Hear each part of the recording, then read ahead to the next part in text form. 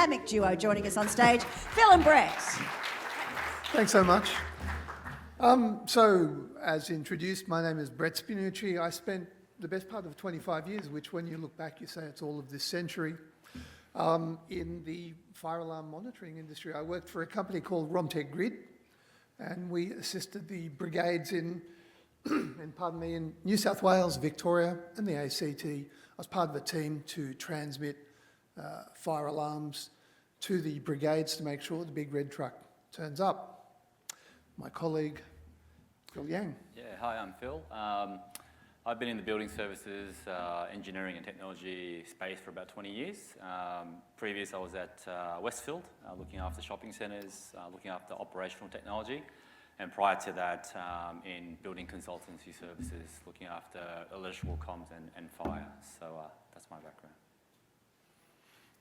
So we wanted to talk to you a little bit about the brigade operations and brigade alarms, because whilst you're working in hospital and aged care, you're almost certainly going to experience false alarms. How do you log those? Do you log those on a paper system? Do you log them not at all? Do you use a spreadsheet? Do you have something that will give you a helicopter view of what's going on with your fire system? What are causing your alarms? There's also the aspect of each and every brigade around Australia has some sort of mechanism for allowing you to either waive that cost of that alarm or recover that cost of that alarm. They won't tell you how. They won't instruct you how. But every state of Australia has the ability for you to claim back or waive the cost of those alarms. And I know many of you would be looking at tens of thousands, if not hundreds of thousands of dollars worth of alarms over a year. So we're going to talk about giving you that helicopter view. And thank you, by the way, to the organisers to allow to speak to you. Let's see if we can do the impossible and get through this in 15 minutes. All right, just over 60 years ago in 1962, the animated series The Jetsons burst onto our black and white TV screens, predicting a dazzling world, set 100 years in the future, in the year 2062. Broadcast TV itself in Australia was just 6 years old at that time, and that wonderfully optimistic future the Jetsons presented to us promised to be filled with flying cars, automated dog walking, meal preparation, and it even predicted video conferencing at a time when not even digital watches had been invented at that time. But best of all, I think it promised that we'd have robotic maids to help us with the most mundane tasks. We were shown a future where all of the dull life tasks and admin was somehow more colourful, fully automated and designed to ease our lives. But we have to ask, we're only 36 years away from 2062. How close to this automated robotic future are we? The deployment of data, innovation and technology in modern building management has been changing and evolving now for several decades. We have, for instance, amazing and sophisticated BMS systems, and whilst the use of technology ideally should be designed to save you time, more often than not, the opposite is true. In reality, building engineers and facilities managers are constantly disrupted by our working life admin. The Jetsons' bright futuristic view didn't predict an avalanche of email or the scourge of modern business, the interdepartmental work meeting. Important infrastructure planning and tasks such as collecting and using fire alarm activation data, lift entrapments, power outages, all of the things that you need to be able to measure and attend to are often hijacked by repetitive administration and a phone that just won't stop ringing. If you're using paper trails or even spreadsheets to track your building data, you almost certainly lack that big picture visibility of critical data to give you a vision on when to replace key infrastructure on time, and instead you're finding yourself caught up managing multiple vendor silo systems which lack any central oversight and visibility. And we've seen other speakers mention that today. So, or you do have the data, but you don't yet understand how to use AI to best use that data. What if Pulse could collect that critical data and present it on a single dashboard of reference over time, and using AI, another common theme in today's presentations, recommend your best course of action? So, what is Pulse? Pulse is a safety, risk and compliance platform that captures and manages infrastructure risk. So things like fire alarm activations, inspections, fire isolations, and manual processes that's typically done on pen and paper, we digitize, automate and transform.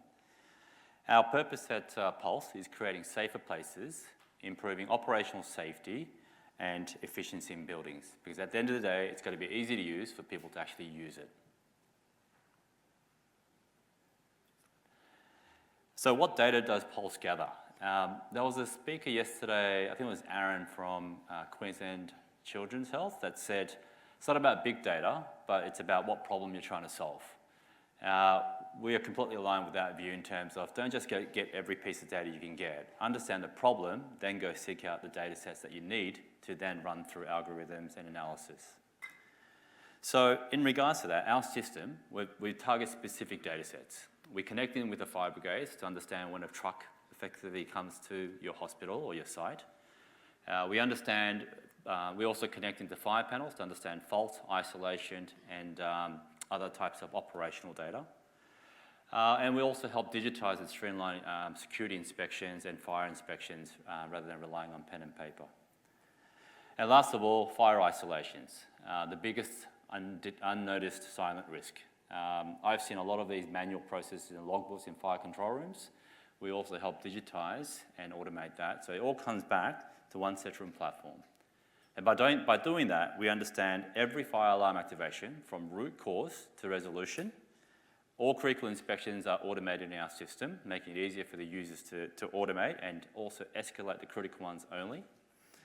And real-time fire panel data along with brigade call-out data, we're able to use that in our algorithms to be able to not only just recover from what we've done with fire alarms, but also start working towards models to actually prevent. Because prevention is our biggest focus rather than just cost recovery or the after effects of a fire brigade call-out. So this is an example of the data that we can collect. There's an age-old saying, and I think I've heard it many times here before, what's not measured can't be improved. We completely subscribe to that philosophy. And in this example, through our analytics platform and automated workflows, we're able to build out dashboards and actionable insights such as this. From this, we can capture recurring events, detectors, areas, and root causes to then put active plans in place with your fire contractor and your operational team to then actively reduce these alarms that's attending at your site. So you can see here, I think I've got a laser pointer as well. You can see here in this chart that 47% in this example was related to patients and staff. Moving from that, 65% were related from smoke and thermal. There are probably no surprises to you in regards to the assets that you run at the moment in hospitals. Now, across different states, the fire brigade gives AFA stop codes. It's a 3-digit code that the fire brigade issue every time there's a brigade call out. I think in Queensland, I think it's QFES that manage the brigade, and I think they still have the 3-digit codes, but a lot of the times it's processed within their back end, so the property owner or the hospitals may not see that code. And then lastly, you can see the departments and areas. So here you can see nurses' quarters are high up there, followed by kitchen and cafeteria. So by being able to understand the data coming through from root cause to analysis, we're able to better work with operational teams and your contractors to narrow down what areas to focus on. On top of that, Pulse also generates a monthly report focusing on 2 areas. The first one is around risk reduction. So all about what are the things that you should be working on, because we're tapping into fire panel data and incidents as well. And then the second one is around fire alarm activations. So here you can actually see, that there are repeating detectors that are going off more than 2 times, and a list of those detectors in this list. And then we also approximate an estimated value across the annual period. So you've got commercial value there to be able to realise. Another example is because we're also getting information from your panels, we know when we actually receive analogue information from your detectors and know when a detector is going to go into a state called dirty. Dirty is a state that a detector goes into before it goes into an alarm call out. So by using that information, we can target which detectors to actually get to before it triggers a false fire alarm. Next slide. This one is all about fire alarm recovery. So as Brett explained, there is in every state and region a process where you can actually apply to the fire brigade to get a reimbursement back from your false alarms. There's a process where you got documentation from your fire contractor, which when you submit them, the fire brigade will review it and then often give you a credit back on a large percentage of that initial alarm activation.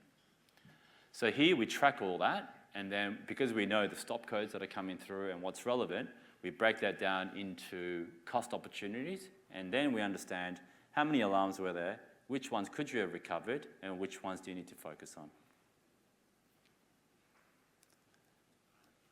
Next slide.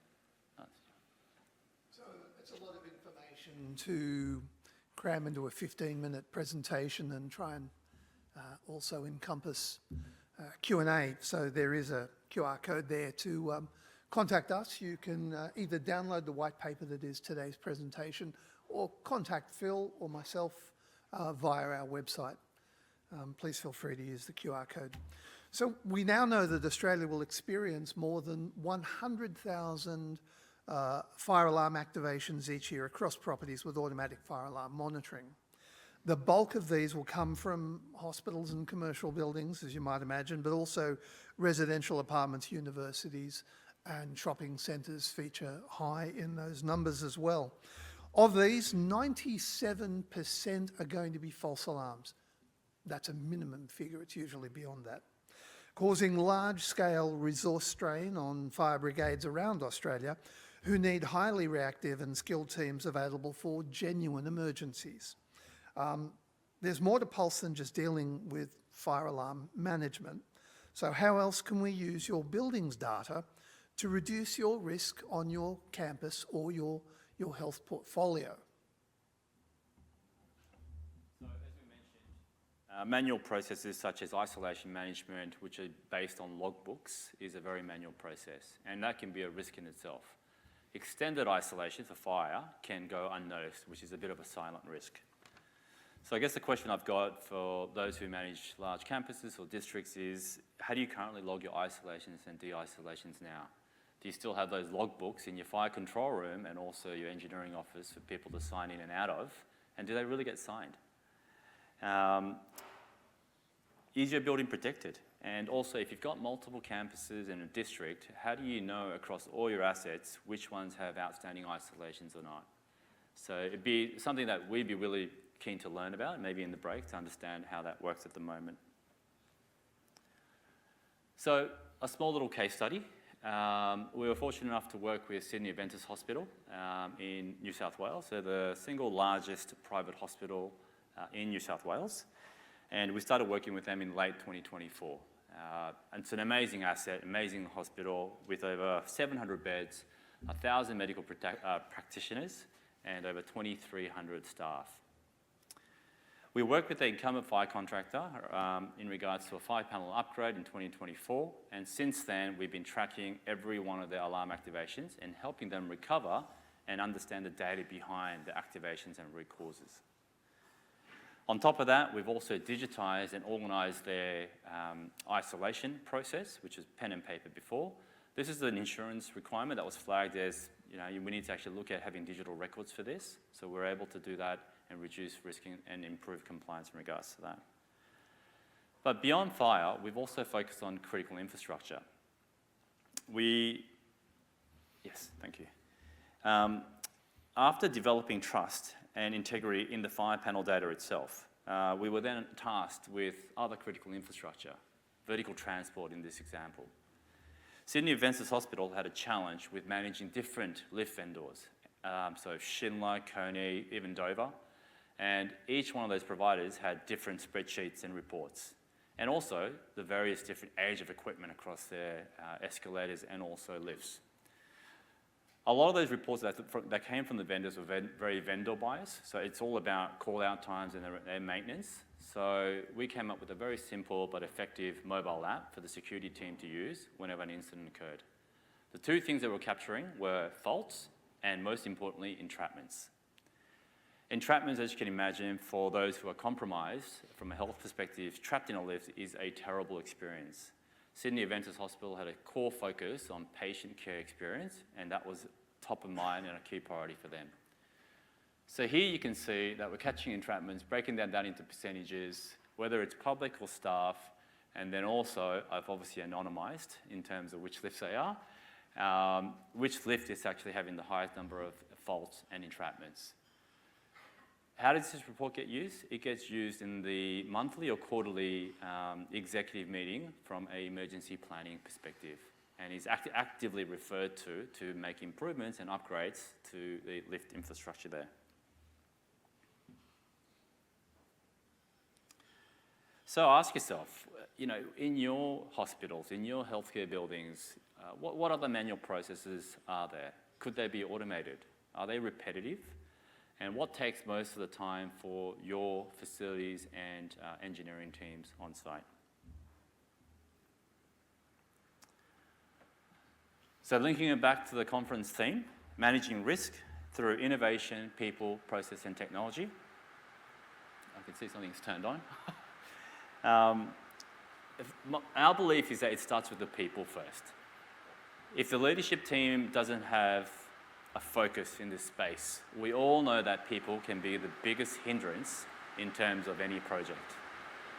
People tend to love their spreadsheets and have very difficult times letting them go. We've experienced many projects where the right people weren't engaged, and it's been very challenging, to be honest. But I think what's important is the value of this technology isn't about dramatic intervention, but it's about the small compounding efficiencies, so the small things that add up to help create resilient and safer assets. So regrettably, in 2026, we're still seemingly some years away from a domestic robot. Right now, though, Pulse can build your hospital or health portfolio a system that can actively automate your captured fire alarm data and, for instance, utilising AI, automate an appeals process to your state brigades to recover false alarm monies spent.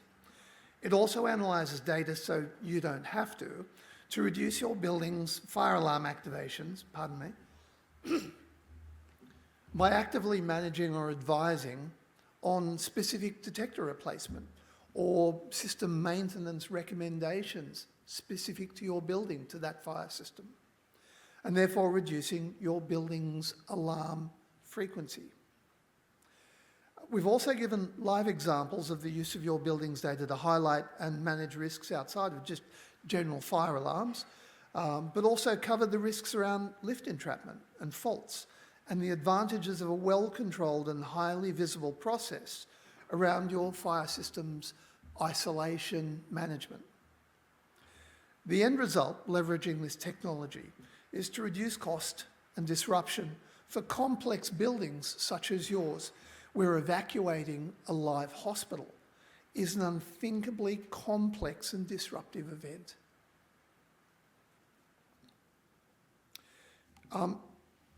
Here's that QR code again, in case you'd like to get hold of us. Thank you, and thank you to the IHEA conference organisers for allowing Phil and I to speak with you today.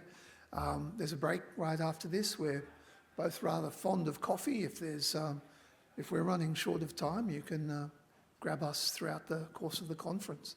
And thank you very much. Thank you.